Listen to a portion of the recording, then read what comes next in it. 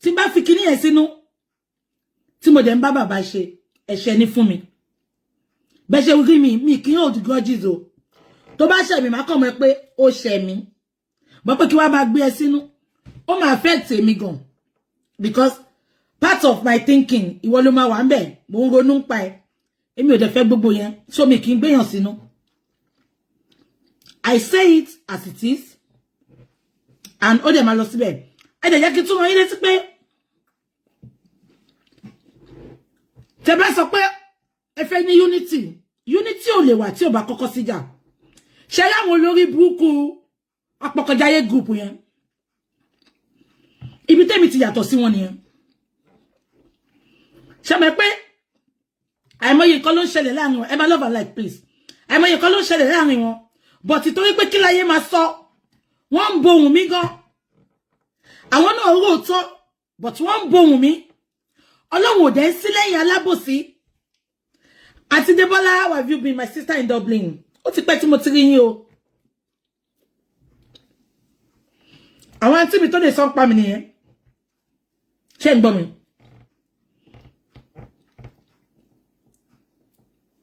mo ti gbọ́ ṣé ń gbọ́ mi ibi tẹ́mi ti yàtọ̀ sáwọn olóṣó group nìyẹn àwọn group apọkọjáyé ibi tí mo ti yàtọ̀ sí wọn nìyẹn a lot of things they are hiding coming out to pretend all is well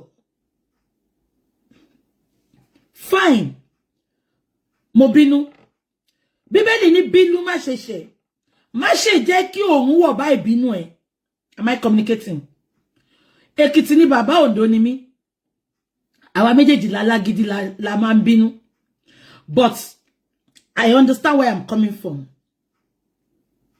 ṣé wá rí ìjẹta tí mo ṣe show yẹn ṣé mọ̀ pé mo gbé síwájú ìbá mi really concentrate ṣé rí show tí mo ṣe lánàá yẹn mo fẹ́ sọ reason tí mo ṣe ń bọ́ta ni o ṣé rí mi mo jẹ́ nìkan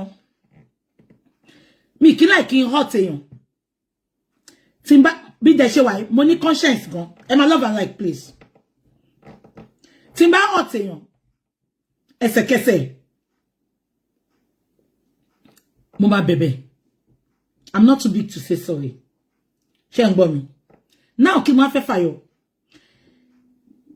ṣé rí àná yẹn mi fẹ́ sọ̀rọ̀ nípa ẹ̀ mọ́ but mo kàn fẹ́ sọ nǹkan kan ni kí ni mo fẹ́ fàyọ bí ṣe first show lánàá yẹn níjẹta sorry mo kọ́kọ́ filẹ̀ ṣé wá rí show tí mo ṣe ní àná ṣé pé mo kọ́kọ́ ṣe kan ní Friday mo wá ṣe kan lánàá ṣé lèyí tí mo kọ́kọ́ ṣe yẹn ṣé mo sọ fún yín pé mo ti ń faradà mo jẹ́jẹ́ nìkan ṣé ń gbọ́ mi mo mọ bó ṣe ń gbéyàn sínú mo mọ bó ṣe ń báyàn jà sínú kí wọ́n máa tún funfun síta gbogbo àwọn tó mọ̀ mi máa sọ fún yín tó bá ṣẹ̀ mi wà á mọ̀ mi ń fìyàn sínú kí wọ́n máa fi báyàn rẹ́rìn mo ti ń nọ̀ sí àwọn ọ̀rọ̀ yẹn ṣó ti yé yín náà kí mo dẹ̀ fẹ́ sọ ṣé wá rí tí mo ṣe lẹ́lẹ́kejì yẹn mo ti ń feel bí ṣe ṣe tán mo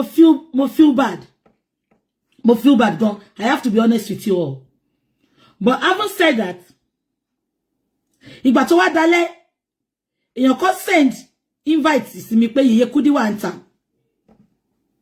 so bí ṣe wà ń bẹ̀ mo wá wo Yèyé Kudi pé wọ́n náà fẹ́ gbé bàbá wọlé mi tí ẹ mọ̀ kan tó ṣe fẹ́ gbé bàbá wọlé mo wá rí pé ìgbà tó wá pé èèyàn kan wọ́n wá sọ fún wọn pé bàbá ń kọ́ ipe mental health wọn kò wà okay ṣé bí ṣe gbọ́ statement ẹ̀ báyìí níwájú Ọlọ́run àti èèyàn ó break mi àǹtí Olúyẹmí God bless you my auntie gbogbo àwọn àǹtí mi tí mo break out wọn pọ̀ lánàá yẹn ẹ má worry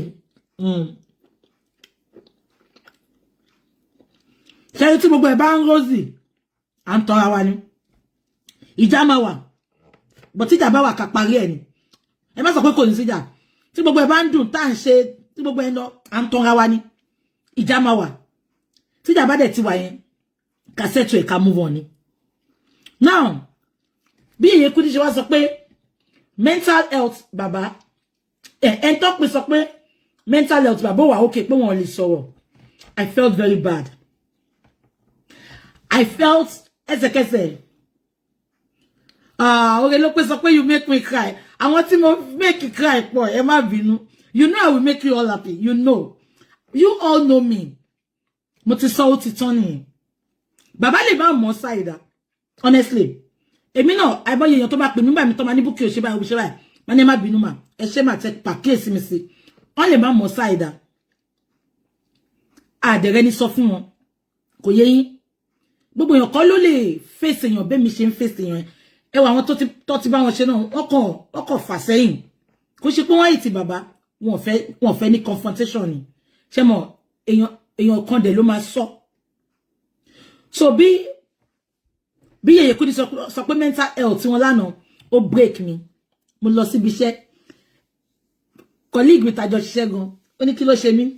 Mo ní mo wà okay. I was not okay. I have to tell you now. I was not okay. Ibi tí mo ti jókòó, mo ṣá ṣiṣẹ́ mi, mo ṣá ó dààmú mi. Mental health yẹn affect mi gan pé kí ló lè ṣe bàbá, kí ló lè ṣe bàbá. I don't want to call him because mo kì í pè wọ́n. Mo sọ fún yín pé èmi àti ẹ̀gbọ́n wọn ni máa ń pè tó máa ṣe three-way call. Ẹ lè bèrè lọ́wọ́ bàbá, mi kì í pè bàbá. Ṣé ń gbọ́? So ibi tí mo ti ń ronú, ìgbà tó di 1:30 after 1. Meanwhile, many people to send message. What you inbox me, Sister Bukky, please don't do this. Èmi dere ma sọ, ìjọ́ tí n bá ti jọra mi lójú kọ́ lọ mú ẹ̀mí mi lọ. Bàbá ra sọ pé ilá jọra rẹ̀ lójú ilá kó. Ikàn yìí jọra rẹ̀ lójú ikàn yìí wẹ̀wẹ̀ jẹ o. Nebukadnesari ó jọra rẹ̀ lójú ó dẹni bẹbọra jẹun. Orí mi má máa jẹ o, ẹ̀dá mi má máa jẹ o. Orí mi má máa jẹ ìjọra mi lójú o. Call sí ti pọ̀, inbox ti pọ̀. Ṣé ń gbọ́? Ibi tí mo ti wá wà down ní ibi iṣẹ́ yẹn, ìgbà tó di after 1. Bàbá, ìgbà yìí ni mo mọ̀ pé o. Ọlọ́run fẹ́ yan kan ju yan kan lọ. Bàbá, mo mọ̀ pé gbogbo ẹ̀ náà ọwọ́ Ọlọ́run ni. Ọlọ́run á kọ́ gbogbo àmọ́ ṣe. Àná ni mo mọ̀ pé àwọn tó nífẹ̀ẹ́ bàbá, àwọn ló ń lọ lọ́hùn yẹn. Tẹ́ bá rí èrò lórí mi. Àǹtí mi kan tí mo ti expect, wọ́n bá pè mí níbi iṣẹ́. BJ ṣe lè sọ̀rọ̀ mo ní ẹ. Kí ló ṣẹlẹ̀? Mo rí fídíò kan sìn. Mo ṣá sọ díẹ̀ fún wọn because àwọn náà follow wa.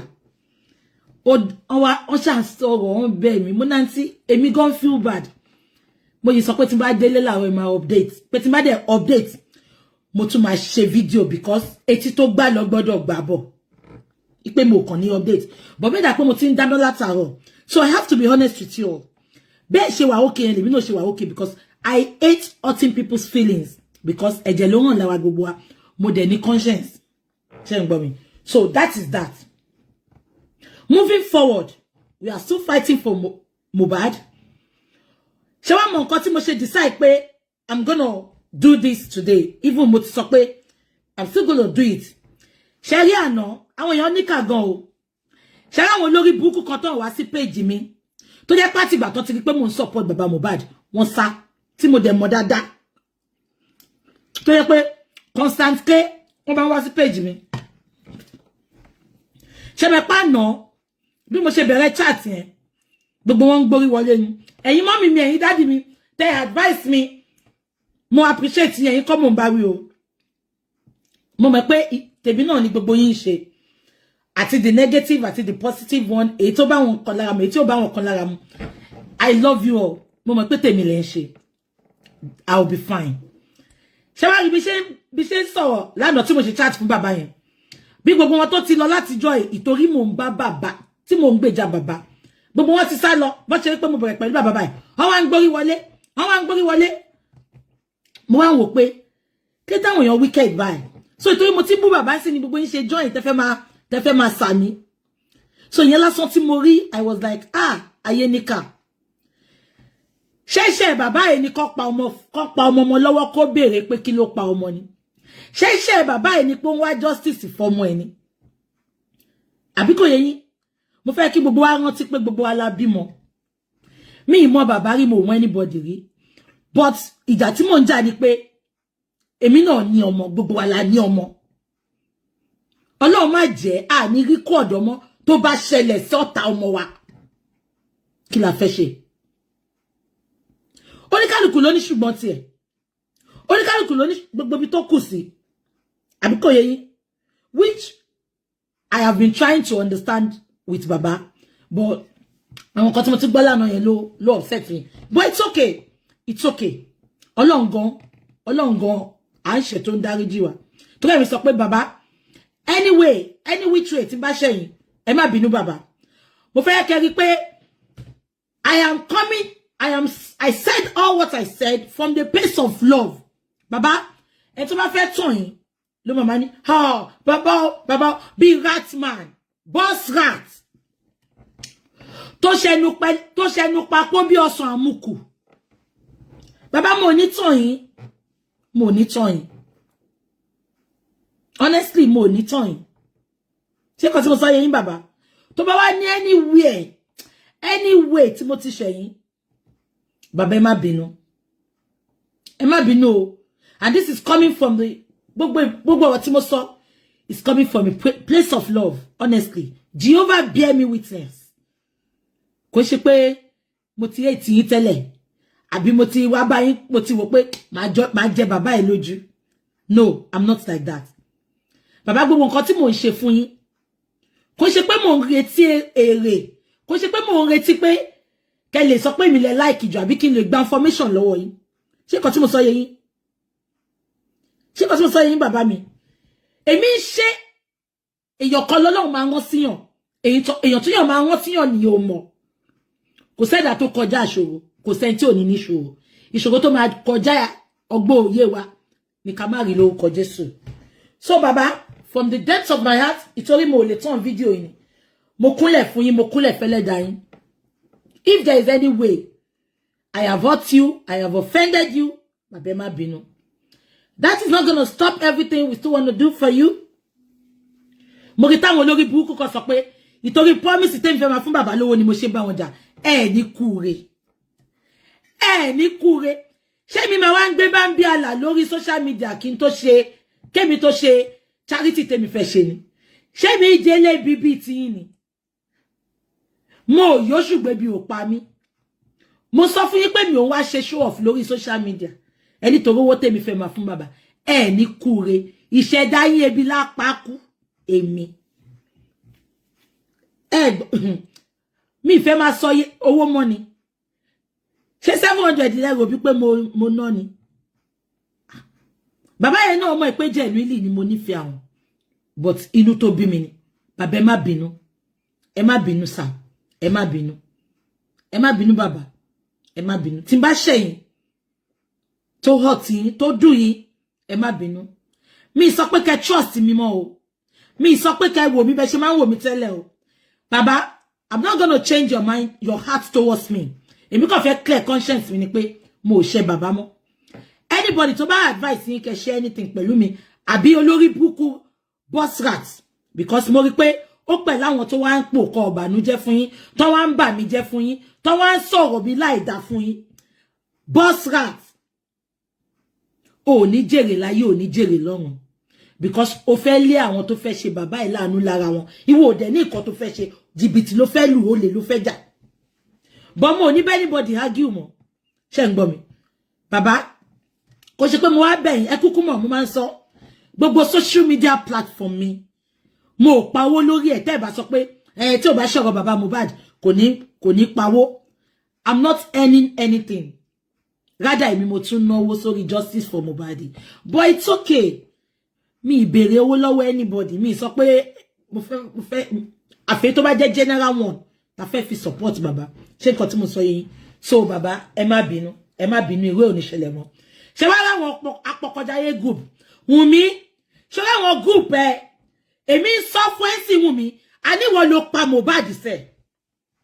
Wùnmí, ìwọ ló pa Mohbad.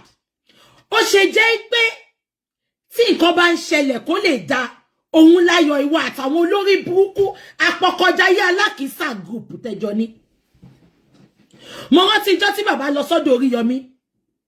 tí Oríyọmí sọ pé òun drop pen òun ò ṣẹjọ́ mọ́ olórí burúkú yín ẹ ń sáré kiri ni ẹ ń fò kiri inú yín dùn ṣé ẹ fẹ́ jẹ́ kí justice yọ ní olórí burúkú Wùnmí apọkọjáyé gbọ́mọ lọ fọlọ́mọ àṣànà kí ló dé tó jẹ́ pé tí ìkọ̀kọ̀ bá ti ṣẹlẹ̀ ní sáìdì bàbá òun láyọ̀ tí yín kò sẹ́ni tí ò ń jà ẹ̀yin lẹ̀ ń bòbòkú bòbọ́ra yín ẹ ti mọ nǹkan tó ṣẹlẹ̀ ó lè níyìn ìtorí Wùnmí ń fìdí gbogbo yín ìtorí ẹ̀ lè ṣe lè bá sòótọ́ ọ̀rọ̀ gúùpù tí wá ń bí bàbá ò fìdí ṣé bàbá ò fìdí wa àwa ń sọpọ́tì bàbá jẹ̀bi lì ní ìtorí ẹ̀ la ṣe lè bára wa sòótọ́ ọ̀rọ̀ ṣùgbọ́n ẹ̀yin olórí burúkú gúùpù ẹ̀yin gúùpù apọkọjáyé lákìísà èmi àti bàbá ní misunderstanding kí ló fà tẹ́ ẹ̀ sunkún kiri kí ló fà tẹ́ ẹ̀ update sórí burúkú báyìí ni ṣé ìyá yín àti bàbá yín ò ń jà ni ṣáwọn ẹbí yín ò ń jà ni ẹ sórí burúkú ni.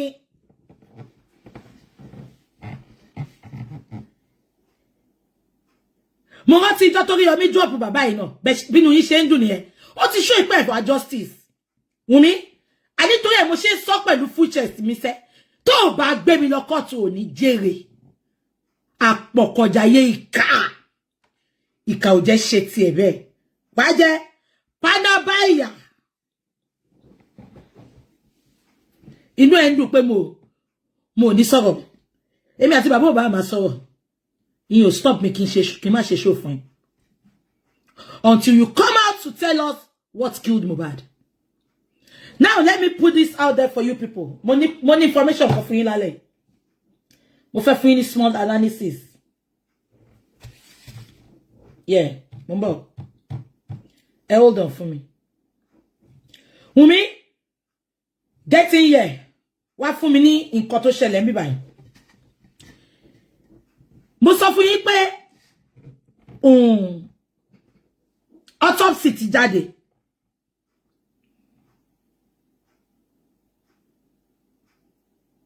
Ṣé ń gbọ́ mi? Ajetimobi said, I wish you settle with Bossman. Never. Uncle Ajetimobi, never. I don't know them. Uncle Baba Mohbad ló pawápọ̀. I don't know them. They should just leave me alone. Bossman, èmi máa settle pẹ̀lú. Èmi, olóhun yẹn. I know. Kó wá sọ nǹkan tí. He should come out to tell me what I've done to him. To be discrediting me, tarnishing my image everywhere. I don't know him. Baba de mi àti wọn mọ́ra. I don't know him. Ṣé ń gbọ́ mi? So ẹ má sọ pé I should settle with Ratman. Kí ló fẹ́ fà? Ṣé mo mọ̀ ìyá ẹ̀ ni? Ta ló mọ̀ ìyá láyà ẹ̀ tí ò bá ṣọ̀rọ̀ bàbá Mohbad tó fi ń trend? I don't know him. I'm not gonna stoop so low to mingle with riffraffs. Ẹ jẹ́ máa sọ̀rọ̀ mi lọ. Ṣé gbogbo yín gbọ́ mi? Ṣé rántí pé níjọ́ tí Mohbad kú? Ṣé gbogbo yín rántí? Wọ́n sọ pé argument ti wà lórí Liam. Tí Mohbad sọ pé òun ní di DNA. Ẹ bá mi dé tẹ́ bá ń gbọ́. Ilá mi ti tutù ẹ jẹ́ kí n wọ́n mọ̀. Kó tí mo ṣe fẹ́ máa jẹun tí bá ń ṣe show ni. Ṣé ń gbọ́?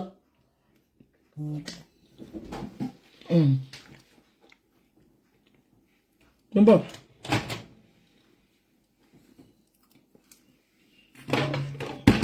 Yeah, we are still fighting for justice. And you say justice. Mumbo, let me teach you.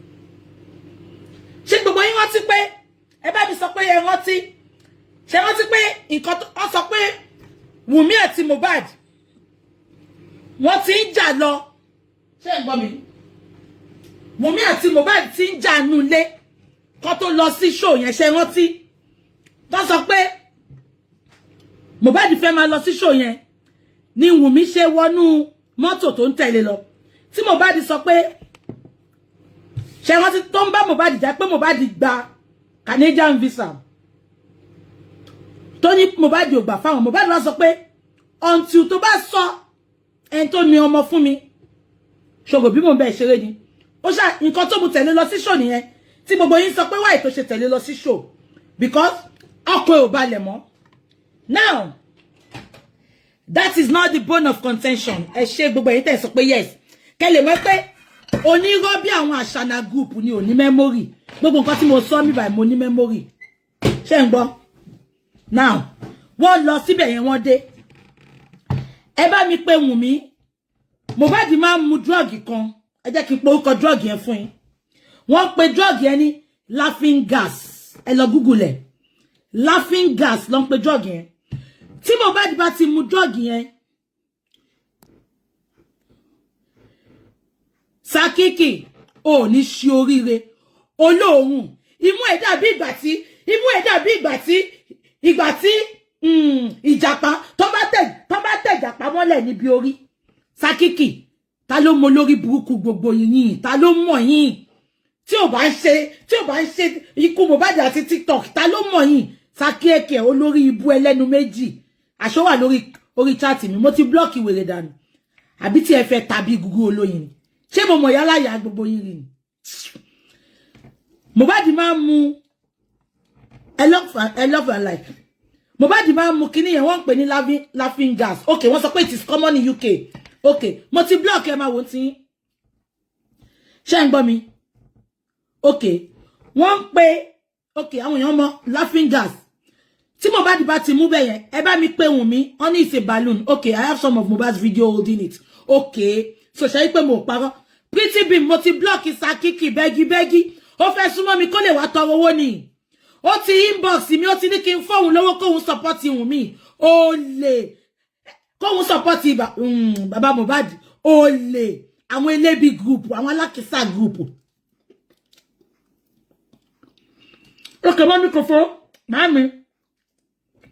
Wọ́n ní trace surface ni. Anyway, wọ́n pè kíni ẹni laughing gas. Èmi ò mọ̀ mi rírí. Mohbad máa ń mú ẹ pé Wùnmí kó bọ́sítà kó wá dá mi lóhùn. Ṣé ń gbọ́? Tí Mohbad bá wá ti mú. Okay, wọ́n náà pè ní entox. Tí Mohbad bá ti mú, ó máa ń mú gan. Tí Wùnmí náà dẹ̀ mọ̀. Tó bá ti wá mú, ẹ mọ̀, àmupara ni.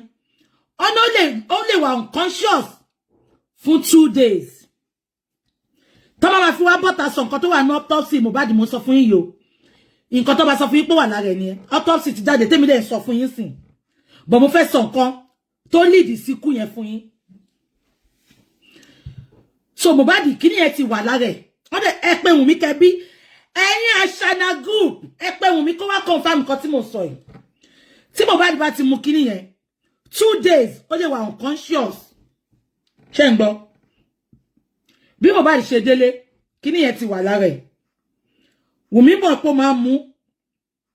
Ó dẹ̀ mọ̀ pé ṣé wọ́n ti pé Wùnmí sọ statement yẹn pé nǹkan tó ń ṣe yẹn ó máa ń ṣe pé kò kí ń need the hospital. But ìjọ yẹn wọ́n mọ̀ máa gbé lọ hospital because Wùnmí ti rí páṣírí DNA ti tú sí Mohbad lọ́wọ́. Mohbad dẹ̀ ti mú kíní yẹn. Bí Wùnmí ṣe take advantage nìyẹn. Mohbad struggle láti gbára ẹ̀. Ṣé ń gbọ́? Mohbad struggle láti gbára ẹ̀. Àdúrà àti dàróṣà. Ṣé nǹkan tí mo sọ yẹn yín? He wanted to throw Morati. Ṣé máa pé kíní ẹ ti wà lára ẹ̀? Tó bá lè ti wà lára ẹ̀, ó máa wà unconscious. So Wùnmí ti believe pé ó ti wà unconscious. Ṣé rántí pé ọ̀gá ọlọ́pàá sọ pé nọ́ọ̀sì sọ pé syringe méjì péré lòun fún, but wọ́n sọ pé syringe mẹ́fà ló bá ń bẹ̀. Ó dàbí ìgbà tó mú kíní yẹn. Wùnmí mú àwọn syringe tí ò jẹ́ kó gun ogun. Meanwhile, argument ti wà ìgbà tó dé. Tó jẹ́ pé ó stab ẹ̀. Yes. Èmi sọ fún yín for free sin. Kò ń ṣe ọwọ́ tẹ́ ti rí báàkì nìkan lọ́wọ́ wà. Wùnmí lọ bá wọn olórí búkú Àṣànà group ẹ ní kó wá debunk nǹkan tí mo sọ yìí. Kíní wà ní ọrùn Mohbad kò dẹ̀ ṣọ́run nìkan. Max wà lára Mohbad dáadáa. Ọkàn fi ọwọ́ wọn wá ni. Yes. Ọrùn Mohbad tó ń bleed yẹn, it is stabbing. Kò dẹ̀ ṣọ́run yẹn nìkan. Ṣé ń gbọ́ mi? Ṣé nǹkan tí mo sọ yé yín? Wùmí mọ̀ pé so kí nọ́ọ̀sì tó dé, Wùmí wá mọ̀ọ́mọ̀, nǹkan tí Wùmí ṣe mọ̀ọ́mọ̀ tí ò pe nọ́ọ̀sì Mohbad nìyẹn. Ó mọ̀ pé tóun bá pe nọ́ọ̀sì Mohbad mọ̀, ó mọ̀ medical history Mohbad, ó mọ̀ nǹkan tí Mohbad mú because gbogbo wọn bọ́ra wọn. Ṣé ń gbọ́ mi? Nǹkan tó ṣe parọ́ fún Spending pé àwọn ti pe nọ́ọ̀sì Mohbad kò sílé, pé kí Spending fóun ní nọ́mbà nọ́ọ̀sì títí ẹ̀. Ó dẹ̀ ní tí Mohbad bá ti mú kíní yẹn, ó ní nǹkan tó máa ń gún fún tó máa fi ń padà wá sáyé. Ó ní nǹkan tí ó lábẹ́rẹ́ tí ò gbọ́dọ̀ gbà ní táìmù yẹn, ó lábẹ́rẹ́ tó gbọ́dọ̀ gbà, wọ́n máa ń gúnra wọn. Ẹ gbàgbé. Onígbó ni Wùmí, ìkà ni. Ìtorí ẹ̀ ló ṣe di pé ìgbà tí new nurse yẹn dé, ló ṣe sọ fún nurse yẹn pé kó gún lábẹ́rẹ́ báyìí, kó gún lábẹ́rẹ́ báyìí. Ó ti ṣe everything. Ṣé lábẹ́rẹ́ mẹ́rin tán nìyẹn, Wùmí ló gún. Ṣé rántí pé nurse yẹn sọ pé ìgbà tó mú débẹ̀, Mohbad was very, very, very tired. Ṣé rántí? Nurse yẹn nígbà tó mú débẹ̀, Mohbad was very, very tired. Ó ń du ẹ̀mí ẹ̀, but ó ti rẹ̀.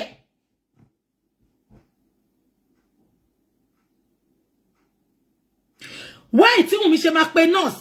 Èmi feel pé ìgbà tí nurse débẹ̀, ó jẹ́ kó sọ medical history, ó jẹ́ kó sọ nǹkan tó ń ṣe. Kò bá sọ nǹkan tó ń ṣe. Kò sọ pé òun laughing gas o. Òun nurse kàn dé, ó lábẹ́rẹ́ táwọn máa ń fún ni kí nurse fún ní báyìí. Ṣé bẹ́ẹ̀ gbọ́ tí ọlọ́pàá sọ? Ó ní Wùmí prescribed the injection. Òpònú nurse náà kẹ̀rẹ́ alábẹ́rẹ́ kú. Ìyẹn náà tí ó jẹ́ pé bó tẹ̀ jẹ́ nurse mú ìwà ni. Wàá yí bèrè pé kí ni abẹ́rẹ́ yìí ṣe tó bá dẹ̀ mọ́ lọ sórí Google. Kò kàn lè sọ fún ẹ pé kó gún bọ̀bọ̀ ìlábẹ́rẹ́ kò dẹ̀ gún. Why tó fi jẹ́ pé Wùmí ló prescribe abẹ́rẹ́ tán gún Mohbad? Because ó ti mọ̀ pé laughing gas tó mú yẹn, ó ti wà unconscious, ó dẹ̀ ti ṣe léṣe. Ẹni kí Wùmí jáde, kò ń ṣe ọwọ́ yẹn nìkan ni egbò wà ní gbogbo ara Mohbad. Nǹkan tó ṣe refuse láti jẹ́ kó rí Mohbad nìyẹn. Mo sọ fún yín for free.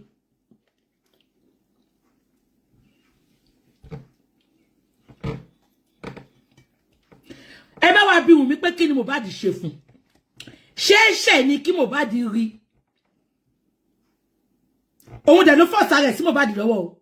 Kàrímọ́ olórí burúkú onípọ̀mọ́. Ó dàbí letter small I, very shapeless she-goat. Obìnrin ṣe dúró, a ní shape díẹ̀díẹ̀, ipò ayọ̀ díẹ̀. Tẹ́ bá lọ́wọ́ ọkọ ẹ̀ náà bẹ́ẹ̀ yẹn. Ó máa dàbí mọ̀ngílì ni. Wọ́n dàbí igi gẹdú. Ààrẹ rí ká olórí ibú. Ẹ bá wá bí Wùmí sẹ́. Ó wá ń fún bàbá ẹ̀ emotional blackmail. Òun ló jẹ́ kó òun lọ school, ṣó lọ school ni. Ọmọ tó ti wà lórí street láti 10 years old. Ṣó plan láti lọ school ni. Ọmọ tó ti ń tagbó kiri Lẹ́kí.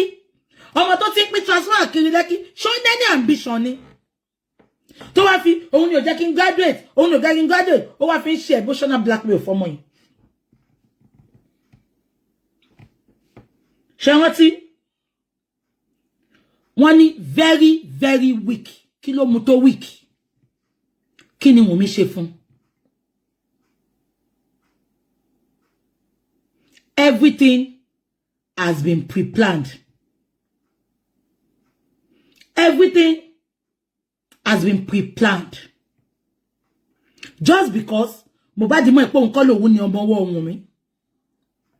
Wùmí, ọmọ tó bí ní bàbá náà.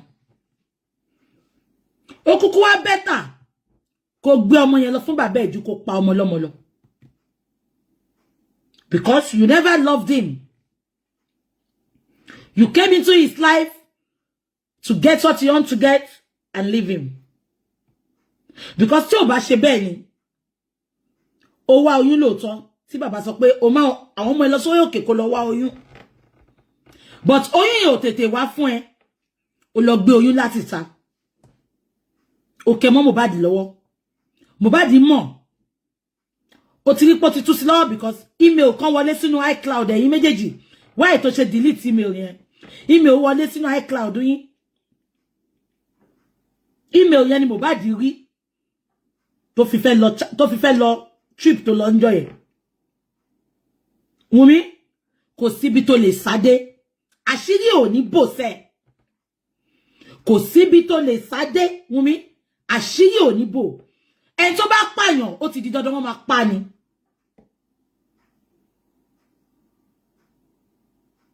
You knew everything that happened to Mohbad. Tí ó bá ṣe bẹ́ẹ̀ ni, ó ní pé lawyer kẹ́ wá mú tombu Mohbad lẹ́yìn tó kú tán. Ẹ wá fi thumb print. Thumb print. Ẹ sọ pé Mohbad ẹni tí ó kàwé gan, ẹlẹ́ran gan, ọmọ ẹlẹ́ran, ó yìí ní signature. Ká má wá sọ ọmọ ọlọ́mọ tó lọ sí school. Wùmí sọ ti gbà pé bàbá ẹ̀ rán lọ sí school. Ó ní dájú òun rán lọ sí poli. Òun kò drop out ni. Ká má wá sọ pé ẹni tó kàwé tó lọ sí school, full grown man. Ẹni tó compose orin fúnra ẹ̀, ẹni tó ń kọ àwọn orin tí gbogbo ayé ń wò yẹn. Wùmí apọkọjáyé. Ó wá sọ pé Mohbad thumb print ló fi máa ń sign signature. Wùmí ṣé gbogbo rọ́tẹ̀ òun pa Wùmí ṣó dùn létí ẹ̀ sọ fún mi. Ṣó pọ̀ létí ìyáláyà ẹ̀ gbogbo rọ́tẹ̀ òun pa yẹn.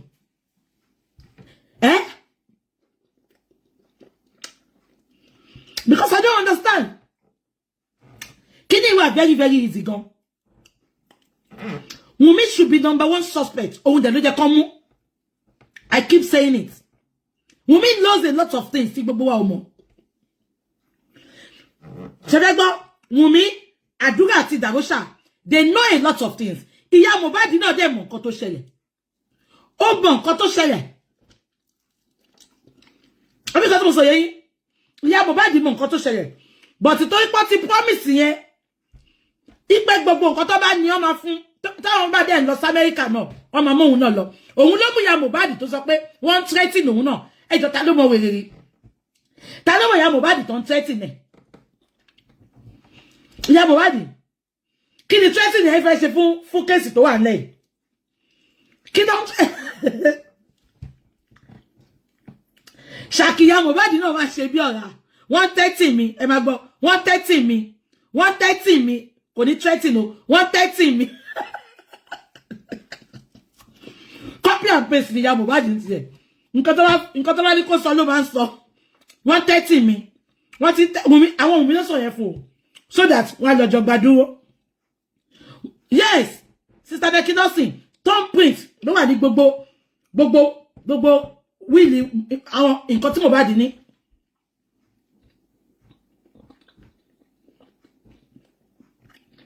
Ìyá Mohbad wá bọ́ta ó ní 130 mi.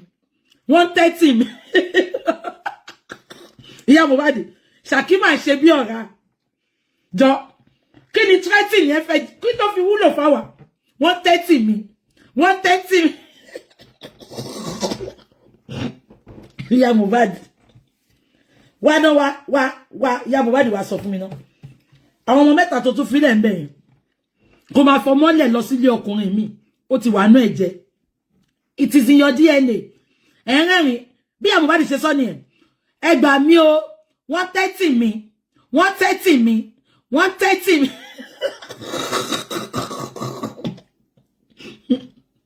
Àpọ̀dà.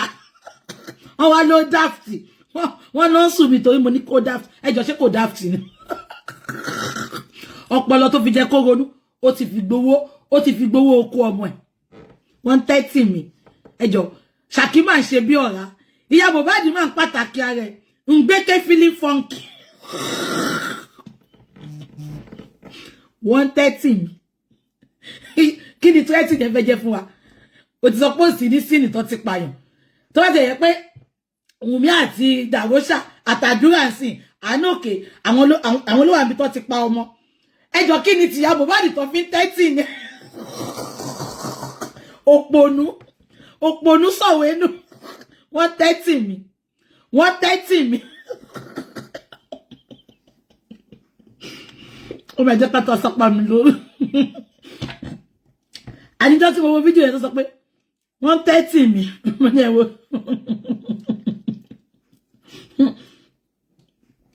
Tó bá ti sọ pé ẹ̀rọ oníwò ló máa kànyàn pa. Ṣé bí ti gbé ìyá Mohbad?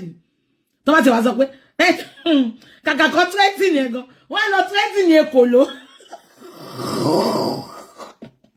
àníjọ́ tó sọ yẹn mo kàn dárẹ́rìn ni mo ní ìyá Mohbad náà máa ń fi fọ́ǹkì àwọn òun náà ta ló ti èrè mi tó wà kọ̀rọ̀ ayé tó wà tó sọ pé tí ó bá ṣe àwọn tó lọ pákéjì ẹ pé kí wọ́n náà wá sọ̀rọ̀ kan lè fún ẹ lówó ta ló mọ̀ ẹ́ ṣe ó mọ nǹkan tí mo sọ níjọ́ tí Mohbad kú mo ní dàbí mo ní ikú mà bọ́lá jẹ́ o mo ní ìyá Mohbad tó ti kú tí ò sí láyé mọ́ ni o working corpse àbí àgbà olórí burúkú ẹgbọ́n nǹkan tó sọ fún wa ń jọ yẹn ni ó láwa fa ẹrù wa dání agbẹ́rù Mohbad sórí tá à ń bẹ́ẹ̀ wá kú tó pa ọmọ yìí àbí àgbà àwa wí tó ná 130 mi ẹ bá mi wá Naira Marley o Naira Marley ni o ohun ẹ̀ dàbí ìgbà tó bá ń lu ìlú bàǹtà ojú ẹ̀ wọ́ ẹ mọ kójú yàn wọ́ ẹ mọ kọ́ wà yàn fọ́ tí mọ́lẹ̀ báyìí bójú ẹ̀ ṣe rí nìyẹn àwa wí tán wọ́n ní kò dáàfì ṣé èèyàn ọpọlọ èèyàn gbọ́dọ̀ pé kó wá jókòó sórí àpótí kó máa ní wọ́n ti ń tẹ́tì mi o wọ́n ti ń tẹ́tì mi o wọ́n ti ibi tí wọ́n sọ pé ó ponú náà nìyẹn wọ́n ní ó lọ jí oko oníbọ̀dọ̀ wọ́n ní ó lọ dáná fún ṣé ò lè sọ pé ò dáná fún òpònú kò ní common sense is not common abájọ náà ẹ ti rí lára ẹ náà nǹkan tó fi lè fún ẹ ní kọ́bọ̀ nítorí ẹ̀mí ọmọ ẹ tó gbà nìyẹn ìyá Mohbad etí inú Wùnmí fi tracker sórí fóònù ẹ mo tún sọ fún ẹ lẹ́ni lọ bá dúrà àbí kó lọ bá àwọn tó mọ fóònù ṣe Wùnmí track fóònù ẹ ìyá Mohbad everything tó ń ṣẹlẹ̀ gbogbo call tó ń gbà gbogbo nǹkan tó ń ṣẹlẹ̀ lórí fóònù ẹ ni Wùnmí ń rí mo kàn ní sọ fún ẹ ni mo ti fẹ́ sọ fún ẹ láti jẹ́ mo gbàgbé ni Wùnmí ti track fóònù ẹ ìyá Mohbad Wùnmí track your phone Wùnmí monitor ẹ back to back tó bá gbé mú á pa ẹ bó ṣe pa Mohbad náà ni ìyá Mohbad mo dẹ̀ ti sọ ṣe rí Wùnmí tẹ lọ pitch tent yín pẹ̀lú yẹn ó máa jẹ ojú yín I swear to God because ọmọ ẹ̀pẹ́ mà ṣírí òun ó kàn fẹ́ use yín ni tó bá use yín tán á dump yín yes I'm telling you this for free Wùnmí ti ó ti track phone ìyá Mohbad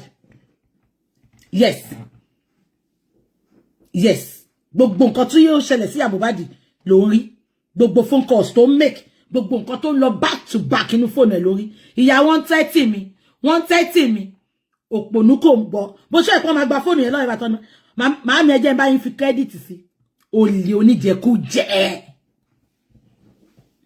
ìkà àwa wí tán wọ́n ní ṣọ́ra aṣọ ẹ̀jẹ̀ ó ní kò woman yìí wicked gan ó ní kó má dábùrú òun lóhun pé kò sáṣọ kọ̀kọ̀ tó tẹ́jẹ̀ wà ń bẹ̀ nìkan ní ṣe mo ṣe pé 24 ni mo ti sọ fún yín 24 ni ṣùgbọ́n ó níwà ìyá 65 24 ni ó níwà ìyá 65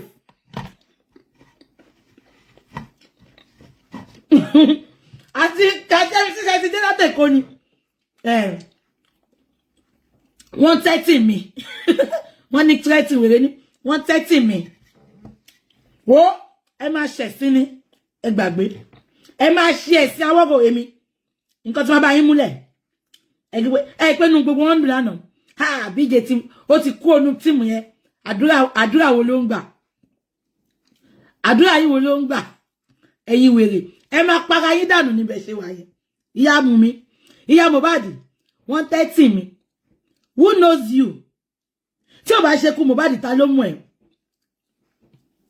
130 mi àní wọ́n ní ṣó ráṣọ ẹ̀jẹ̀ olóhùn ò ráṣọ ẹ̀jẹ̀ ẹ bá wa dúpẹ́ ipò Ọlọ́run ló sọ pé kí bàbá rí aṣọ ẹ̀jẹ̀ ṣe èdìdẹ̀ ló dí àbúrò ìyá Mohbad náà tó fi bọ́ta sọ pé àǹtí mi aṣọ ẹ̀jẹ̀ tí mo rí ń jọ yẹn wọn ò tí ì fún yẹn lówó ń gbà yẹn ni ìgbà tó fún lówó wèrè yóò hùn padà ni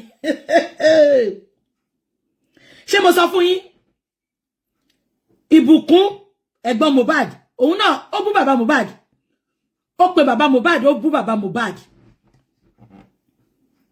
ṣé mo sọ fún yín pé wọ́n fún yẹn 2.5 million wọ́n dẹ̀ sọ fún pé wọ́n máa cube shop ẹ̀ gbogbo yín owó ẹ̀mí yín lẹ̀ ń gbà yín owó ẹ̀mí gbogbo yín lẹ̀ ń gbà ìbùkún náà pe bàbá ẹ̀ ó pe bàbá ẹ̀ tó bú bàbá ẹ̀ dáadáa ìbùkún tó jẹ́ pé òun àti bàbá ẹ̀ because anything tí gbogbo nǹkan tí Mohbad sọ fún bàbá ló ń sọ fún ìbùkún yẹn yes ó pe bàbá sórí fóònù báyìí ó dẹ̀ bú wọn ó bú bàbá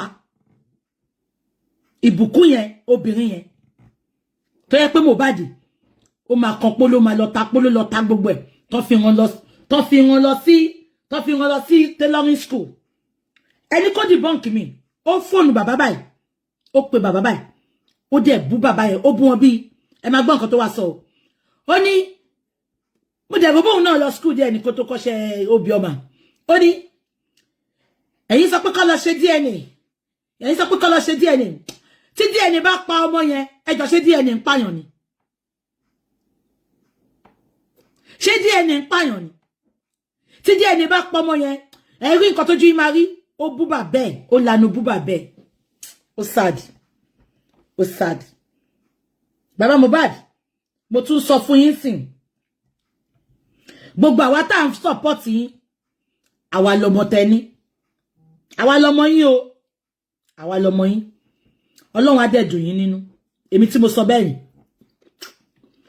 yes ìbùkún bú bàbá ẹ̀ ìbùkún lè bọ́ta bú mi o lè bọ́ta bú mi ẹ pé mi ò ń dá yín lóhùn lè bọ́ta bú mi wá debunk nǹkan tí mo sọ ṣáà ya Mohbad lóyìn pa yín ẹ̀rùn wọ́n tẹ́tí mi wèrè náà fẹ́ lọ sí Amẹ́ríkà ọ̀rọ̀ yìí má dàbí wọ́n ṣètò filẹ̀ tó bá wọn ọmọ àwọn 10 disciples dédé lérí ni wọ́n wọlé lérí náà kọ́ báyìí wọn débẹ̀ báwọn wọ àti Wùnmí ṣe máa rí nìyẹn tẹ́ bá mọ gbogbo nǹkan tó ń palẹ̀ mọ́ fún yín ní Amẹ́ríkà tẹ́ fẹ́ lọ yẹn ṣé kí n dẹ̀ ṣọ́ọ̀kì yín gbogbo bí tẹ́ ti fẹ́ lọ kí ni ìṣòwò rẹ yẹn Canada ò wo ìṣòwò rẹ wọ́n ti bá ní Sahara reporter ní Canada ṣorí Canada Amẹ́ríkà tẹ́ fẹ́ lọ yẹn wọ́n dúró dè yín bẹ́ẹ̀ ìwọ lọ try yẹ ya Mohbad dán wa sáré bọ́tà wọ́n tẹ́tì mi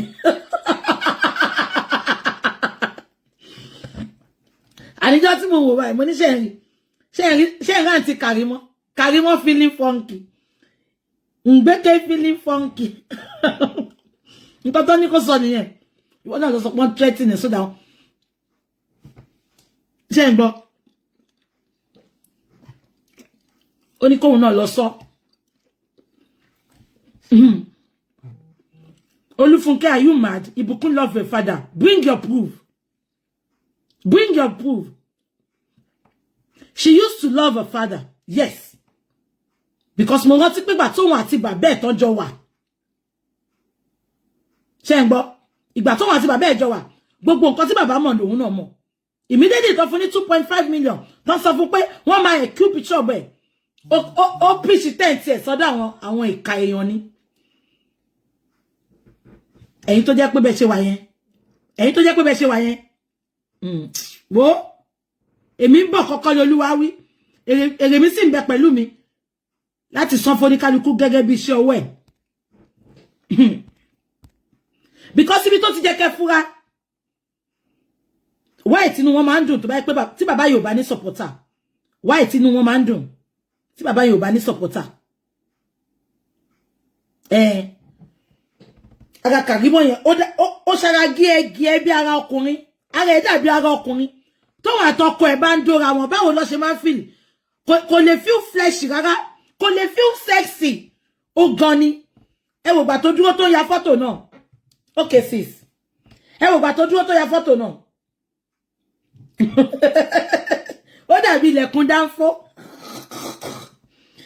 ẹ lọ́wọ́ ó dúró wọ́n sẹ́ndì fọ́tò ẹ̀gán sí mi ó dàbí ilẹ̀kùn dáńfó ẹ mọ̀ àwọn dáńfó tó ti bàjẹ́ lẹ́kọ̀ọ́ yẹn tó bá fa dáńfó yẹn báyìí bí Kàrímọ́ ṣe rí nìyẹn báwo lọkọ ẹ ṣe fẹ́ máa enjoy yẹn ara ẹ dàbí pálí ẹja ẹ mọ̀ àwọn ẹja tó máa wà scaly yẹn kéèyàn wà lóde di Amẹ́ríkà kó má lè lo cream tó máa jẹ́ kára ẹ wà moisturize ó rọ glit tìgbàsẹ̀ tí wà tọkọ ẹ bá wà lórí bẹ́ẹ̀dì ẹ má jọjọ ọkùnrin ni ọkùnrin ádà ìpọkùnrin àtọkùnrin bára wọn sùn olórí ibú oníyẹ̀rìn gidi jíngúbẹ́ mo ń bọ̀ ni mo ń bọ̀ àwa wí tán wèrè ń sọ lánàá pé bàbá ò tí ì rí nǹkan kan ṣé bàbá ló pa ọmọ ẹ̀ ni Wùnmí ló pa Mohbad Wùnmí ní kó lọ sọ fún pé kò tí ì rí nǹkan kan àwọn àṣàdà family àwọn ìka ò jẹ́ ṣe tiẹ̀ bẹ́ẹ̀ okay Mumbo, hold on. Mo gba information ko dúró. Mumbo.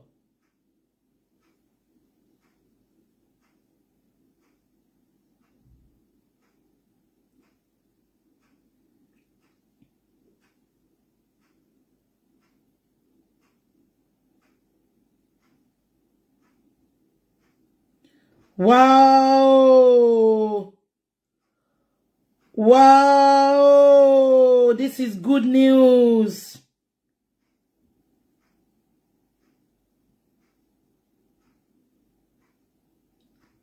Wow. Yes.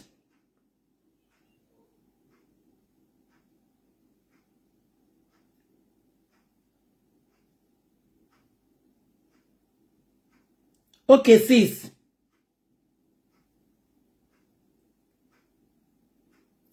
Yes. Wow. Wow. Sis, I will call you after this. Wow.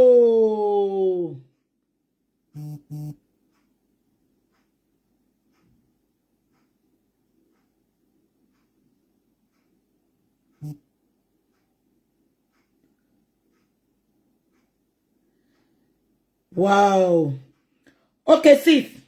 Sis, what is the code of where you are, please? Can you send the code to me? Put the sis, please put the full, if I want to call from UK, put the full number, please, sis. Put it. Hey, hallelujah, hallelujah, hallelujah, hallelujah, hallelujah, hallelujah, hallelujah. Baba Mohbad, Baba ti bá iṣẹ́. Baba ti bá iṣẹ́ o, Baba Mohbad. Ohun tó já wa láyà. Baba ti bá wa ṣe. Sis, send me how to call. Full. Baba Mohbad. Baba ti bá wa ṣe. Baba Mohbad. Baba Mohbad. Baba Mohbad. Baba Mohbad. Oh my shocking with me back on.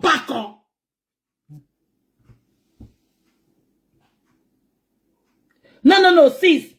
I want to call you so that we can talk, and I will, put the number I will call straight. If I'm calling, I don't know the code. So put, sis, can you hear me? Sis, I want to call you. Put the number I can contact you on, please, so that we can take it off from there.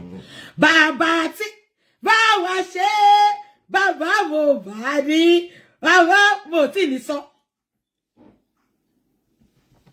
Sis, can you hear me? I'm not talking about this one. Can I give you my number to call me? Or you put your number, sis, with the code, so that I will call you after this chat. Baba Mohbad. Baba ti bá.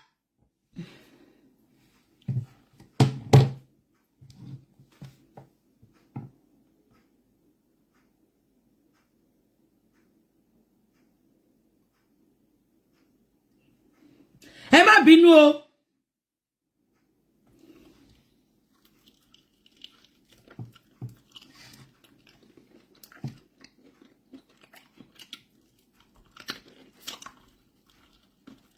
No, I'm not saying it. I'm not saying it. Don't worry. I'm not saying it. Don't worry. Trust me. This is good news.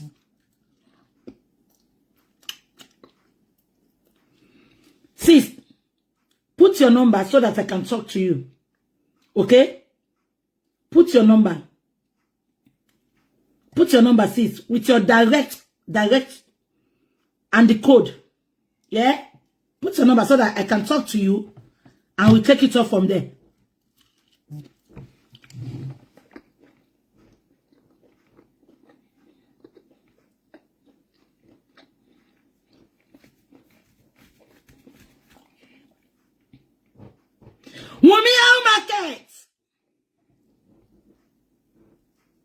Ọlọ́run máa tóbi lọ́ba o. Ọlábí àti Akínsọ́yà, ìyálà ìyá ẹ̀ ló lórí burúkú wọn mi. Mo mọ̀ pé wọ́n ló wá sí bíbá. Ìyálà ìyá ẹ̀ ló lórí burúkú. How market? Wùmí ṣòbò lábàṣà, how market? Ẹ wo bọ́lọ̀ ń ṣe tóbi lọ́ba. Ọ̀nà tọ́lọ́run gbà ṣòro. Àṣẹ nǹkan tọ́ta fẹ́. Ẹ dúró, mò ń ṣe nǹkan kan bí ni o. Ṣé tí rí? Ṣé pé nǹkan tíjà ò ṣe dá gangan ni? Ṣé rí?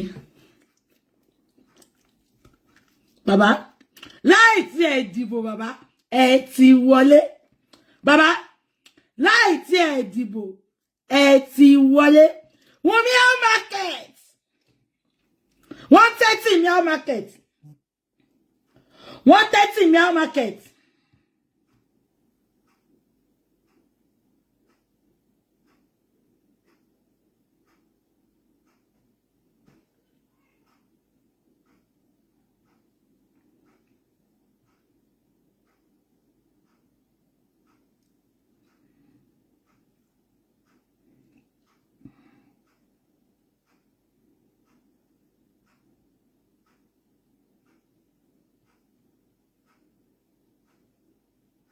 Mo bẹ̀ má bínú o.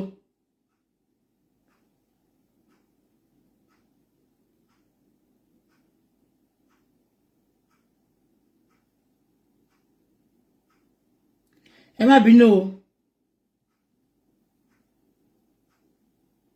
Ẹ má bínú.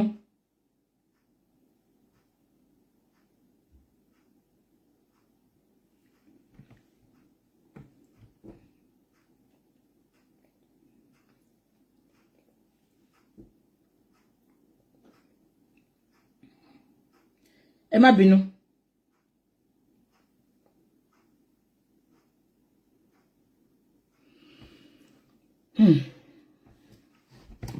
Bàbá, mo bá yín yọ̀ bàbá. Bàbá yọ̀. Mi sọ nǹkan fún yín. Mi sọ nǹkan fún yín. Torí ìyá Wùmí, gbogbo àwọn Wùmí group, orí ṣáàtì lọ. Àwọn National Theatre, orí ṣáàtì lọ.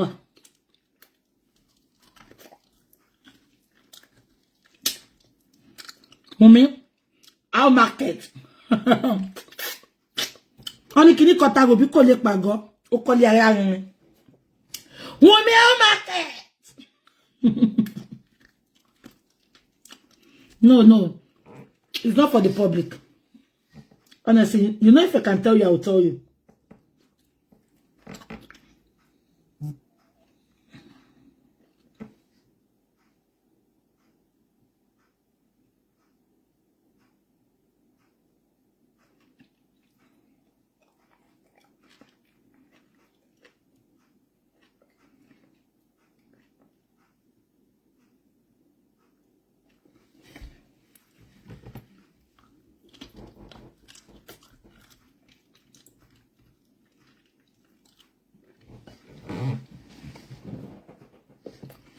Ẹ pẹ̀lẹ́.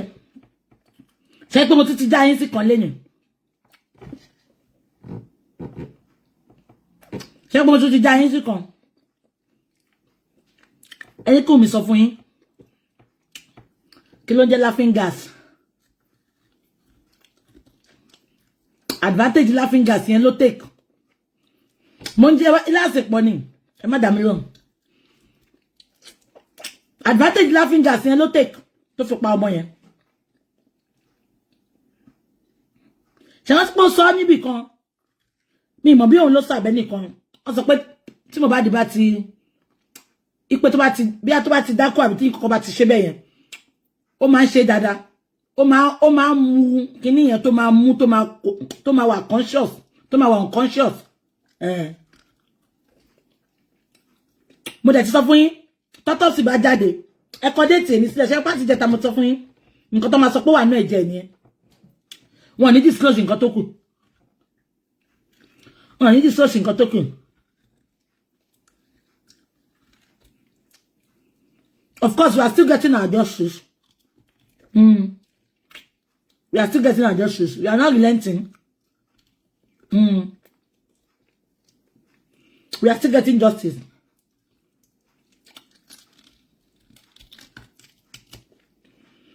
I can get justice. Tí lawyer bá pọ̀jù kò pọ̀jù. Bàbá àtẹ̀gbọ́n wọn máa lọ lawyer tí wọn. Àwa ti ní lawyer tiwa. Ọlábísí ìyáláyé ò ní ṣoríire. Mo pàṣẹ cancer sínú ayé ẹ. Cancer of the uterus. Mo pè sínú ayé ẹ. Ẹ má worry. We are working on that. Don't worry. Gbogbo ẹ̀ náà là ń ṣe. Mi fẹ́ sọ̀rọ̀, jẹ́ má worry. Mo ń gbọ́ ẹ dúró.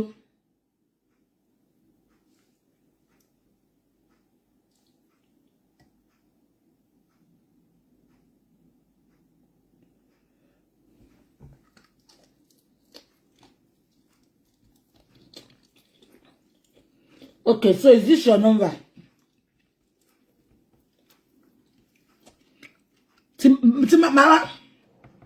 Oh, am I waiting? Only ṣé mo yìí ń jẹun látàárọ̀, oúnjẹ tó ti tutù. Am I worrying? So is this your number? Mo ṣe nǹkan kan. Kò ṣe ni mo lè má wá fún yín update lẹ́ni, but we are getting there. Ọlọ́run sọ pé téèyàn kan bá ká carpet èèyàn pa tẹ́rọ́gé. Òun ló ṣẹlẹ̀ sí bàbá wa. Wunmi how market. Ó ti ro bàbá pin àbí? Àròpin ní tènìyàn. How market ojú ti tiẹ̀. Èṣù ti tẹ́ la. Wunmi ti tẹ́ la. Wunmi ti tẹ́ la. Wunmi ti tẹ́ la. Wunmi ti tẹ́ la. Wunmi ti tẹ́ la. Wunmi ti tẹ́ la. Wunmi ti tẹ́ la. Ẹ ṣé ẹ̀yin tèmi. Èèyàn kan pè mí láti Nàìjíríà. Ṣé kò sáwọn dádì mi yẹn ni? Fóònù yẹn fóònù yẹn ni mò ń lò yìí. Ẹni tó pè mí yẹn. If you know my second number, call me on that. Phone tẹ́ fi ń pè mí mò ń lò yìí. Mi lè gbé. Èèyàn kan pè mí direct láti Nàìjíríà. Mi lè gbé phone tí mo fi ń ṣe lẹ̀ tí ń pè mí yẹn. Olóyìnbó sọ pé lórí irọ́. Why are you coming here? Ẹ fi wálẹ̀ pẹ̀lú irọ́ wa now. Kí ló yẹ tára ta yín? Wọ́n léyàn kú. Ẹ wá bó ṣe máa wá justice. Ẹ ṣépè fáwọn tó wá justice kiri. Àbí kò yé yín? Ẹ sọ pé lórí irọ́. Ẹ fi wálẹ̀ lórí irọ́ wa now. Ṣé ra wa ká máa wá sọ́dọ̀ yín ni?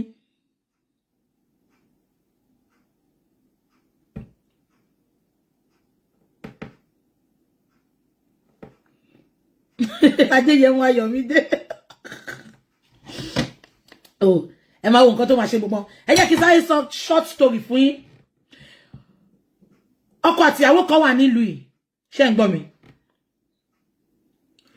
Máa yẹn ṣiṣẹ́. Ẹ máa gbọ́ o. Mo fẹ́ kẹ́ relate ọ̀rọ̀ ẹ mọ́ Wùnmí àti gbogbo ṣèkàṣèkà. Máa yẹn ṣiṣẹ́. Òun ló ra ilé ẹ̀. Òun ló ní everything.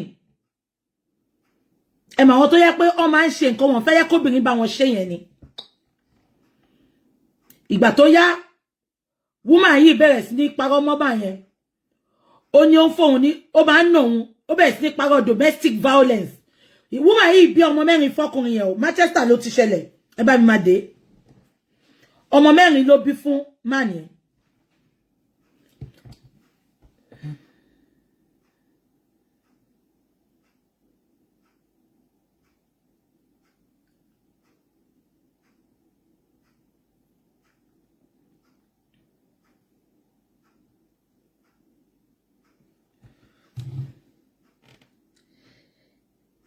Hello, sis.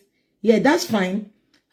Just give me a few minutes. I will end this chat and I'll give you a call right away. Then we can talk and arrange how to go about it. Okay, sis?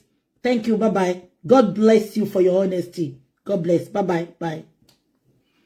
Ṣé kò tí mo sọ yín? Ẹ má bá mi dé o. Má yẹn bímọ. Woman yẹn bímọ mẹ́rin fún.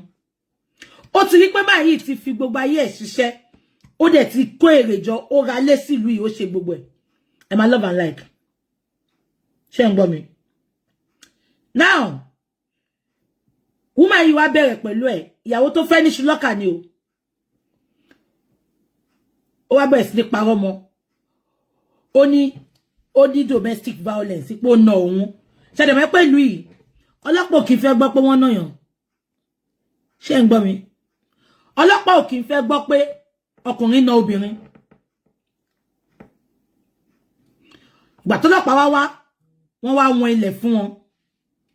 Wọ́n ní kò bá jọkọ yẹn lóra lé. Wọ́n máa ní kó excuse obìnrin yẹn because ó bímọ fún. Òun àtàwọn ọmọ ẹ̀ ló máa fi sínú ilé pé kọkùnrin yẹn bọ́ta. Wọ́n ṣá wọn ilẹ̀ fún máa yẹn. Àti pé wọ́n sọ pé kó má dé àwọn òbí, kó má súnmọ́ wọn rárá. Ṣé ń gbọ́ mi? Along the line, wọ́n ṣá ṣe divorce wọn. Ṣé ń gbọ́ mi? Woman yẹn gba gbogbo nǹkan yẹn. Ó kọ ọkùnrin yẹn. Ṣé kí n ṣọ́ọ̀kì yín? Gbogbo property ọkùnrin yẹn ó gbà. Ṣé ń gbọ́?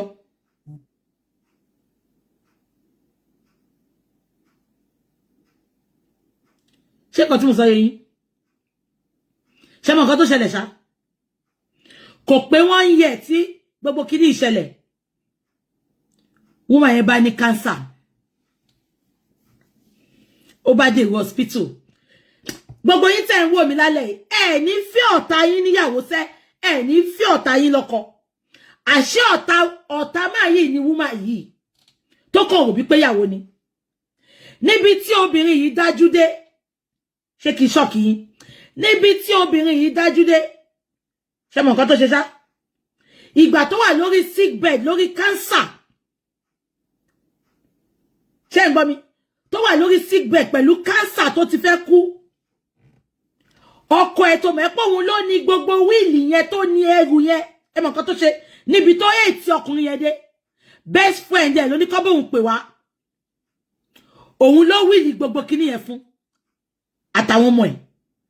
Gbogbo property tó gbà lọ́wọ́ máa yẹn. Máa yẹn yìí wà ní Manchester o kò ní kọ́ pé wá kó wá gba ẹrù ẹ̀ àtàwọn ọmọ ẹ̀. Ṣẹ́rí, Ọlọ́run tó ń dáná jẹ́ àrò tí ì sùn. Èmi ò mọ rú ìyà tó máa jẹun mi o àti gbogbo àwọn tó mọ̀ ń pa kú Mohbad. Ṣùgbọ́n ẹ lọ kọ déètì ní sílẹ̀. Tí adájọ́ ayé ò bá dá dáadáa. Ẹ gbàgbé, adájọ́ òun á dá dáadáa. Mo sọ fún yín pàwọ̀ tó ṣẹlẹ̀ yìí. Kò pé 1 week. Sorry, kò pé 1 year. Ó ní cancer. Níbi tó ètì ọkọ ẹ̀ dé sẹ́, ọ̀rẹ́ best friend ẹ̀ ló ní kó lọ pè wá. Tó wíìlì gbogbo property tó gbà lọ́wọ́ máa yẹn. Ó wíìlì ẹ̀ fọ́kọ ẹ̀ àtọmọ ẹ̀. Àtàwọn ọmọ ẹ̀. Ó wá kú. Ṣé fẹ́ gbọ́? Ọlọ́run tó túmọ̀ ìpá ọ̀rẹ́ ẹ̀ tó wíìlì ẹ̀ fún sẹ́. Kò ń ṣe tí ẹ̀sẹ̀, kò ń ṣe lágbo ẹ̀ nínú òtútù. Wọ́n pe kíní kan ní ọba ẹlẹ́san. Ayé àtijọ́ ló máa sọ pé o born again no jìyà ẹ. Ayé àtijọ́ ló máa sọ pé o dọ́run kó tó jìyà. Ọlọ́run tá à ń sìn. Ọlọ́run pay as you go ni. On 2024, no grief for anybody. Ṣé ọ̀rẹ́ tó tún gbé ẹ tó tún fún ní gbogbo property yẹn? Ṣé fẹ́ gbọ́? Only after a week, ìyẹn kò bẹ̀rẹ̀ sí ní gbẹni. Ìyẹn bẹ̀rẹ̀ sí ní gbẹni. Kò ṣe pé ó ní kankan o. Máa yí òṣògùn o. Ká máa ní. Because Ọlọ́run rí pé nínú òtútù, nínú kó pebi mọ́nú. Nínú kó máa ránṣẹ́ sílé pé kó fún wọn lówó. Ló fi develop, ló fi ní gbogbo nǹkan tó ní. Obìnrin olórí burúkú kan, àṣànà apọkọjáyé bíi ti Wùnmí, àwa fẹ́ claim ẹ̀. Ẹ ní fẹ́ irú obìnrin bẹ́ẹ̀ lórúkọ Jésù. Ẹ ní fẹ́ ọ̀tá yín.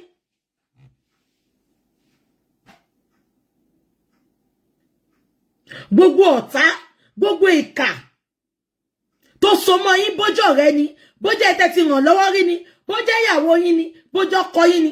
Ọlọ́run á yà yín yà wọ́n lórúkọ Jésù. ọ̀rẹ́ bí ọ̀tá, ọ̀tá bí ọ̀rẹ́ lórúkọ Jésù, Ọlọ́run á já wọn bọ́. Obìnrin kan dédé ń gbẹ ni, ẹ mọ̀ nǹkan tó ṣe. Ẹni tó yẹ pé àwọn social ti gbà kó kó àwọn ọmọ yẹn kó lọ máa look after wọn. Ó ní kó lọ wá bàbá àwọn ọmọ yẹn, ó lóun ò fẹ́ property yẹn mọ́. Ó lóun ò lè look after àwọn ọmọ yẹn pé bàbá wọn wà láyé. Ó ní bàbá wọn wà láyé. Ó ní gbogbo nǹkan tó ṣẹlẹ̀. Ó lóun sọ fún wọn sí pé irọ́ lọ̀rẹ́ òun pa. Ló pa mọ́mà yẹn tó fi lè kú òní. Ó ní gbogbo property yóò ṣe tòun kò ṣe tọ̀rẹ́ òun. Ó ní tọkọ ẹni. Ó ní I can't do it again because I don't know what is happening to me. I want to hand everything over to him and his children. Am I communicating? But bí social, àní social tún lọ fi ọmọ bẹ bàbá yẹn. Ọmọ tó ti gbà lọ́wọ́ ẹ̀, tó ti wọ́n lẹ̀ fún. Ẹ ń gbọ́ mi àbẹ́ dáhùn. Ọmọ tó ti gbà lọ́wọ́ ẹ̀, tó ti wọ́n lẹ̀ fún. Ó wá lọ pé ó gba gbogbo property ẹ̀ padà. Ó dẹ̀ gba àwọn ọmọ ẹ̀ padà. Òun ló ń pè ní pé borí pápẹ́ ńlẹ̀ adire. He will laugh best. Wùmí, wàá rò